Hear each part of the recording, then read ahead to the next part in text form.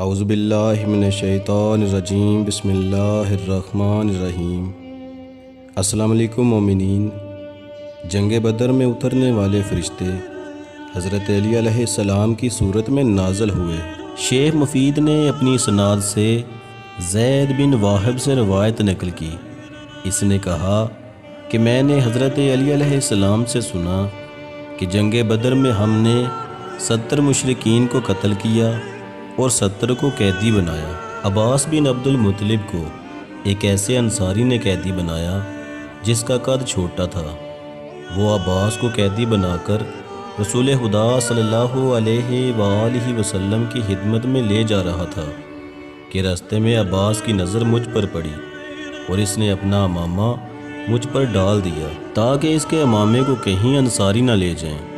انصاری اسے لے کر رسول خدا صلی اللہ علیہ وآلہ وسلم کی خدمت میں آیا اور عرض کیا، یا رسول اللہ، میں آپ کے چچا عباس کو قیدی بنا کے لایا ہوں۔ عباس نے کہا، تو جھوٹ کہہ رہا ہے، مجھے میرے بھتیجے علی نے قید کیا ہے۔ انصاری نے کہا، میں نے تجھے قید کیا ہے۔ عباس نے کہا، یا رسول اللہ، یہ جھوٹا ہے، مجھے علی نے قید کیا ہے، میں نے غبار جنگ میں اسے اچھی طرح پہچانا تھا۔ رسول اکرم صلی اللہ علیہ وآلہ وسلم نے فرمایا، میرے چچا نے سچ کہا ہے، وہ معزز فرشتہ تھا۔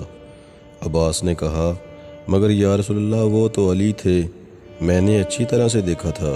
رسول خدا صلی اللہ علیہ وآلہ وسلم نے فرمایا، اللہ نے آسمان سے جو فرشتے اتارے تو انہیں علی کی شکل و صورت میں نازل کیا تاکہ دشمنوں کے دلوں میں علی کی وجہ سے زیادہ رعب پیدا ہو۔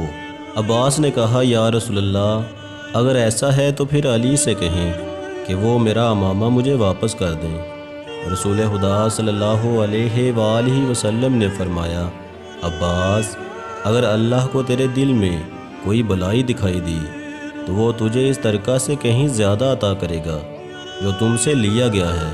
سلام ہو حبیب خدا حضرت محمد مصطفیٰ صلی اللہ علیہ وآلہ وسلم پر۔